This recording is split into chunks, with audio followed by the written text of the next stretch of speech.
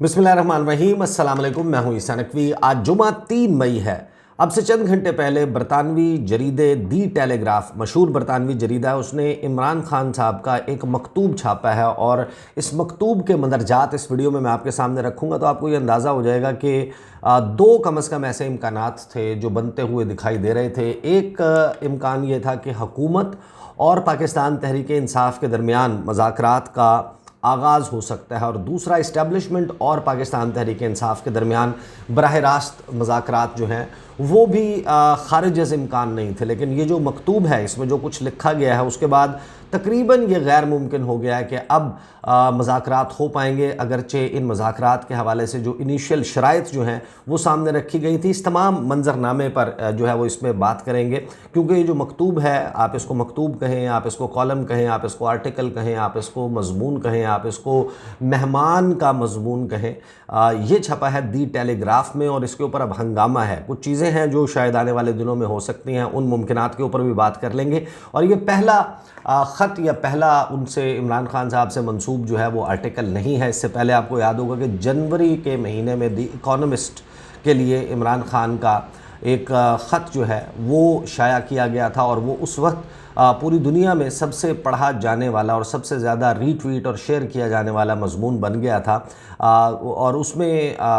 उसका टाइटल ग़ालिबन था कि Pakistan elections could be a Fars, Imran Khan once from jail, ये था। और अब जो ख़त लिखा गया, पहले मैं आपके सामने इसके मदरजात रख देता हूँ और फिर ज़रा बात कर लेंगे कि कौन से दो सीरियस एफ़र्ट्स हो रहे थे और फिर अब आने वाले दिनों में क्या होगा। क्योंकि जो पहले ख़त लिखा गया था उसके बाद आपको याद होगा कि निगरान जो वज़ीर इत्तलात हैं मुर्तज़ा सोलंकी, उन्होंने कहा था कि ये झूठ है। फिर द इकोनॉमिस्ट की साख को क्वेश्चन किया गया था, उसके ख़िलाफ़ जो है वो ट्वीट्स भी किए गए थे। पाकिस्तान की हुकूमत ने उसके ऊपर बड़ा सख्त मौक़िफ़ इख्तियार किया था और फिर ये भी शुबे का इजहार किया था कि इमरान खान तो एक हाई सिक्योरिटी प्रिजन में मौजूद हैं, किस तरीके से उनकी कोई तहरीर जेल से बाहर जा सकती है, जबकि आने वालों मुलाकात के लिए, मुलाकात करने के लिए आने वालों और मुलाकात करके जाने वाले जो लोग हैं उनकी मुकम्मल तलाशी ली जाती है, उनको एक तलाशी के जामे तलाशी के अमल से गुजार कर मुलाकात की इजाज़त दी जाती है। तो फिर ये क्यों कर मुमकिन है। और बाद में इमरान खान ने कुछ पेशियों के दौरान सहाफ़ियों से गुफ्तगू में ये तस्दीक की कि आर्टिकल उन्हीं का है, अल्फाज उन्हीं के हैं, लेकिन उन्होंने ख़ुद अपने हाथ से तहरीर करके ये नहीं भेजा, बल्कि उन्होंने डिक्टेट करवाया है अपने साथ मुलाकात के लिए आने वाले अपनी टीम के लोगों को। तो ज़ाहिर है कि अब ये जो ख़त है या ये जो मकतूब है, ये भी ऑब्वियसली अपनी टीम के लोग जो उनसे लॉयर्स या उनके जो सियासी रहनुमा हैं मिलने के लिए आते हैं, उनमें से किसी को डिक्टेट करवाया गया होगा। इसको किसने भेजा, कैसे भेजा, इसके ऊपर भी आने वाले दिनों में सवालात होंगे। और इमरान खान ने जब जब military leadership, top military leadership को तनकीद का निशाना बनाया, तो जेल में उनके लिए उनसे मुलाकात के जो तरीक़ाकार है उसमें कुछ तब्दीलियाँ जो हैं वो आई हैं। आपको याद होगा कि तकरीबन लगभग 1.5-2 हफ़्ते पहले इमरान खान ने बैक टू बैक 2 मरतबा मीडिया के साथ गुफ्तगू में आर्मी चीफ़ का नाम लेकर तनकीद की थी, गुफ्तगू की थी, और उसके बाद हमने देखा कि जो जेल का मंजरनामा है वो तब्दील कर दिया गया। और जेल में जो बेसिकली अदालत, कमरा अदालत बनाया गया था, वहाँ पर शीशा लग गया, दीवार ऊंची हो गई, बात करने पर पाबंदी हो गई, एक नोटिस जो है वो चिस्पा कर दिया गया कि रिपोर्टर्स जो हैं वो बात नहीं कर सकते, सवालात नहीं कर सकते, मुल्ज़मान के बयानात को रिपोर्ट नहीं किया जा सकता, कोई ऐसा करेगा उसको बाहर निकाल दिया जाएगा, और फिर जिसको बाहर निकाला जाएगा उसको आइंदा अदालत तक जो है वो एक्सेस नहीं दिया जाएगा। अब जो ख़त छापा है वो मैं ज़रा आपके सामने रख देता हूँ, और उसमें जो उसके स्लग्स उन्होंने निकाले हैं, उसमें जो कैच फ्रेज़ है वो ये है कि अब सिर्फ ये बाकी रह गया है कि वो मुझे कत्ल कर दें, मगर मैं मौत से नहीं डरता। साबिक़ पाकिस्तानी वज़ीर-ए-आज़म की दी टेलीग्राफ के लिए जेल से, प्रिजन सेल से तहरीर। और ये 2 मई 2024 को, पाकिस्तान में 3 मई का आगाज़ हो चुका था जिस वक्त ये मंजर आम पर आई। इसमें लिखा क्या है? इमरान खान ने लिखा है कि आज पाकिस्तान और इसके अवाम एक दूसरे के ख़िलाफ़ सफ़ आरा हैं। तकरीबन 2 साल पहले मेरी हुकूमत के ख़िलाफ़ एक इंजीनियर्ड तहरीक अदम एतमाद लाई गई और मिलिट्री इस्टेब्लिशमेंट की सरपरस्ती में एक नई हुकूमत कायम हुई। उस वक्त से अब तक army chief general Asim Munir की बराह रास्त रहनुमाई में मिलिट्री इस्टेब्लिशमेंट ने मेरी जमात को पाकिस्तान के सियासी मंजरनामे से ख़त्म करने के लिए हर मुमकिन कदम उठाया। دباؤ، تشدد اور ہمارا انتخابی نشان چھیننے کے واقعات دستاویزی شکل میں موجود ہیں، لیکن ملٹری اور ان کی کٹ پتلی سویلین قیادت کے کچھ کام نہ آ سکا۔ 8 فروری 2024 کے انتخابات نے ان کے منصوبے کی ناکامی ثابت کر دی۔ ایک ایسا ملک جہاں عوام کی اکثریت ووٹ کے لیے پارٹی کے انتخابی نشان پر انحصار کرتی ہے، وہاں لوگ بڑی تعداد میں نکلے اور باوجود اس کے کہ ہمارے پاس ایک انتخابی نشان نہ تھا، انہوں نے میری جماعت تحریک انصاف کے امیدواروں کو ووٹ ڈالا، اگرچہ وہ مختلف نشانات پر آزاد امیدواروں کے طور پر الیکشن میں حصہ لے رہے تھے۔ پاکستان کے عوام کا جمہوری بدلہ ملٹری اسٹیبلشمنٹ کے ایجنڈے کے خلاف بھی تھا، بلکہ اس نے 9 مئی پر ریاستی بیانیے کو بھی مسترد کر دیا، جس میں پی ٹی آئی کے حامیوں پر ملٹری تنصیبات پر حملوں کے جھوٹے الزامات لگائے گئے اور نتیجے میں ان پر ایک وسیع کریک ڈاؤن کیا گیا۔ بدقسمتی سے عوام کے مینڈیٹ کو تسلیم کرنے کے بجائے ملٹری اسٹیبلشمنٹ سیخ پا ہوئی اور انتخابی نتائج کو تبدیل کر کے شکست خوردہ لوگوں کو مسلط کر دیا گیا۔ حالیہ ضمنی انتخابات میں بھی ووٹ ٹیمپرنگ کی گئی۔ اس تمام کے نتیجے میں آج پاکستان ایک خطرناک دوراہے پر کھڑا ہے۔ عوام نے واضح اور غیر مبہم انداز میں ریاست کے ان تمام اقدامات، دباؤ، پی ٹی آئی کی قیادت کی گرفتاریوں اور تشدد کو مسترد کر دیا ہے۔ ملٹری قیادت کو کھلے عام تنقید کا نشانہ بنایا جا رہا ہے، جو اس سے پہلے پاکستان کی تاریخ میں نہیں دیکھا گیا۔ حکومت کا مذاق بن چکا ہے۔ ریاست کا رد عمل یہ ہے کہ وہ صحافیوں، انسانی حقوق کا دفاع کرنے والوں کو مزید دباؤ میں لا رہی ہے اور ان کے خلاف متشدد اقدامات کیے جا رہے ہیں۔ سوشل میڈیا پر پابندیاں لگائی جا رہی ہیں اور ٹویٹر کو مکمل طور پر بند کر دیا گیا ہے، بین کر دیا گیا ہے، اور شاید سب سے زیادہ پریشان کن بات یہ ہے کہ عدلیہ کو آزاد طریقے سے کام کرنے سے روکنے کے لیے منظم کاوشیں کی جا رہی ہیں۔ ججوں کو دباؤ، بلیک میلنگ اور ان کی فیملیز کو ہراسگی کا سامنا ہے۔ نتیجتاً جھوٹے چارجز پر ہمارے مقدمات میں دفاع کا حق چھین لیا گیا ہے اور ملک کے قوانین اور آئین کا بھی لحاظ نہیں رکھا جا رہا۔ چیف جسٹس پاکستان اور چیف جسٹس اسلام آباد ہائی کورٹ انصاف کی فراہمی میں غیر جانبدار نہیں ہیں، لیکن عدلیہ کے سینئر ممبران عدلیہ کی آزادی کے خلاف ان اقدامات کے سامنے اٹھ کھڑے ہوئے ہیں۔ اسلام آباد ہائی کورٹ کے 6 بہادر ججوں نے چیف جسٹس کو خط لکھ کر انٹیلیجنس ایجنسیز کے ان اقدامات سے آگاہ کیا ہے، مخصوص واقعات کی نشاندہی کی ہے اور تفصیلات فراہم کی ہیں۔ اس کی مثال ہماری تاریخ میں نہیں ملتی، اگرچہ بہت سے لوگوں کو اس بات کا علم تھا کہ عدلیہ کے ساتھ کیا ہو رہا ہے، مگر اس خط کے ذریعے ان ججز نے اپنے غصے، فرسٹریشن اور مایوسی کا اظہار کیا ہے۔ عدالتی معاملات کس قدر خراب ہیں، یہ اس بات سے واضح ہے کہ چیف جسٹس اس معاملے میں گریز سے کام لینا چاہتے تھے، مگر پھر اس معاملے کو ٹیک اپ کرنے پر مجبور ہوئے۔ مگر فل کورٹ بنانے اور جن لوگوں پر ان ججز نے الزامات لگائے انہیں بلانے یا سمن کرنے کے بجائے وہ عملاً انہی ججوں کو کھڈے لائن لگا رہے ہیں۔ بحران کا شکار معیشت، بدترین مہنگائی اور عوام میں اپنا مینڈیٹ چرائے جانے کے غم و غصے کے سبب ریاست آج تنہا نظر آتی ہے۔ اپنی ان غلطیوں کے ازالے کے بجائے جن سے آج اس صورتحال نے جنم لیا ہے، ریاست اسی راستے پر گامزن نظر آتی ہے جو اس نے 1971 میں اپنایا تھا، اور نتیجے میں مشرقی پاکستان علیحدہ ہو کر آج بنگلہ دیش بن چکا ہے۔ ساتھ ہی دہشت گردی کے واقعات میں اضافہ ہو رہا ہے اور بلوچستان میں جبری گمشدگیوں سے بیگانگی کا احساس بڑھ رہا ہے۔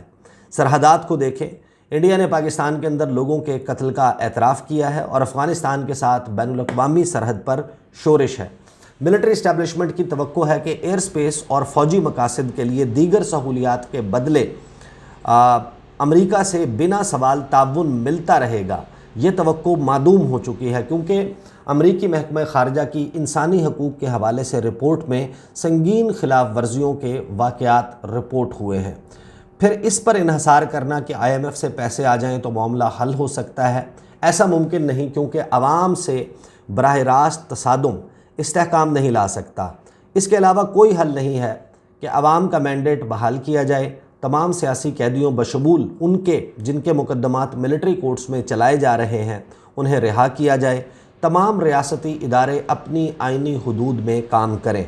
ملٹری اسٹیبلشمنٹ نے میرے خلاف وہ تمام کام کر لیے جو وہ کر سکتے تھے، اب صرف یہ باقی رہ گیا ہے کہ وہ مجھے قتل کر دیں۔ میں برملا کہہ چکا ہوں کہ اگر مجھے یا میری اہلیہ کو کچھ ہوا تو اس کے ذمہ دار army chief general Asim Munir ہوں گے، مگر میں بالکل خوفزدہ نہیں ہوں کیونکہ میرا ایمان مضبوط ہے، میں غلامی پر موت کو ترجیح دوں گا۔ پھر آگے اس کے نیچے نوٹ لکھا ہوا ہے کہ عمران خان از دا leader of the Pakistan Tehreek Insaf P T I party, he is serving a prison sentence for controversial corruption charges. یہ ہے وہ مکتوب جو کہ چھاپا ہے دی ٹیلی گراف نے۔ اچھا، یہ وہ موقف ایسا، یہ وہی گفتگو ہے جو عمران خان صحافیوں سے کرتے ہیں جب وہ اڈیالہ جیل میں ان سے ملاقات کرتے ہیں۔ اس کو گاہے بگاہے مختلف ویب سائٹس پر، مختلف ولاگز میں رپورٹ بھی کیا گیا ہے، اور وہ معاملہ ہے لوکل۔ یہاں پر یہ دی ٹیلی گراف میں چھپنے کا مطلب یہ ہے کہ آپ دیکھیں گے آنے والے چند مزید گھنٹوں میں، اگلے 1-2 دن میں تقریباً دنیا کا تمام جو ویسٹرن میڈیا ہے، یورپین میڈیا ہے، ایشین میڈیا ہے، عرب میڈیا ہے، وہ اس کو چھاپے گا، وہ اس کو ریپروڈیوس کرے گا کہ عمران خان کا یہ مکتوب سامنے آیا، اور اس کی بنیاد کے اوپر آبویسلی ایک مرتبہ پھر یہ سارا ایشو اس طریقے سے ہائی لائٹ ہو جائے گا کہ جو گورنمنٹ ہے اس کے ایفرٹس، آپ کو اندازہ ہے کہ اس وقت ایک کیچ 22 سچویشن ہے معیشت کی، جس میں آپ کوشش کر رہے ہیں کہ انویسٹمنٹ لائیں، سرمایہ کاری، اور سرمایہ کاری لانے کے لیے اسٹیبلٹی،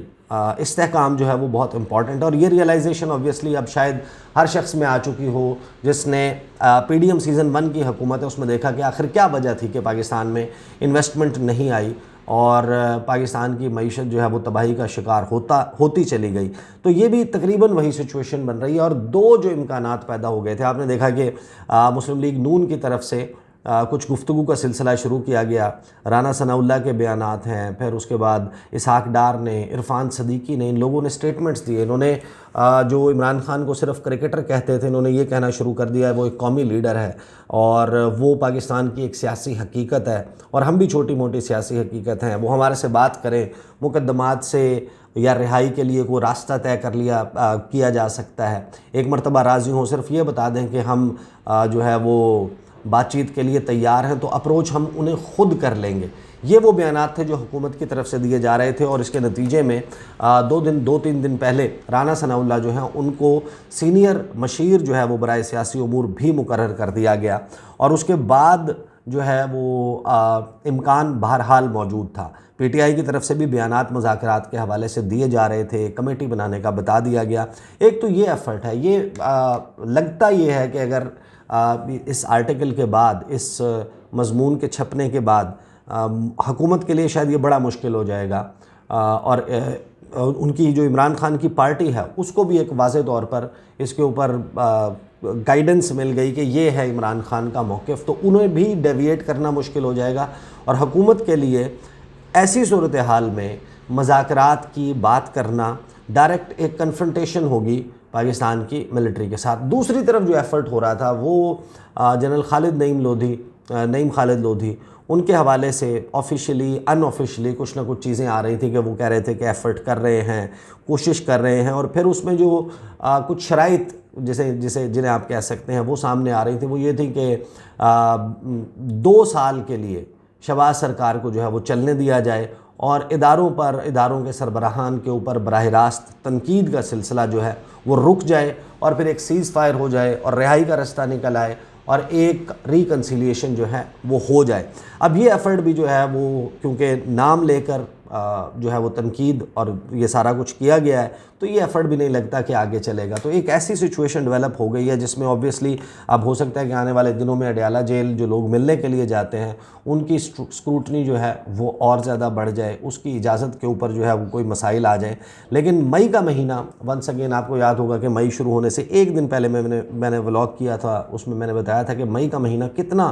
سینسیٹیو اور حساس ہے، اور کتنا اس میں سیاسی حدت جو ہے وہ بڑھ سکتی ہے، اور وہ جو سیاسی گرمی ہے وہ شاید ناقابل برداشت ہو جائے۔ گزشتہ روز مولانا فضل الرحمان نے جو خطاب کیا وہ اسمبلیاں بیچنے کی، ایوان صدر بیچنے کی بات کر رہے ہیں کہ بکا ہے، پیسے لگے ہیں، اور پیسے لگ کر یہ سب کچھ ہوا ہے۔ 9 مئی کو وہ ایک اور عوامی اسمبلی پشاور میں کرنے جا رہے ہیں، پھر اس مہینے مزید جتنی بھی ڈیولپمنٹس ہیں جن کے اوپر ہم بات کر چکے ہیں، اور 20 مئی کو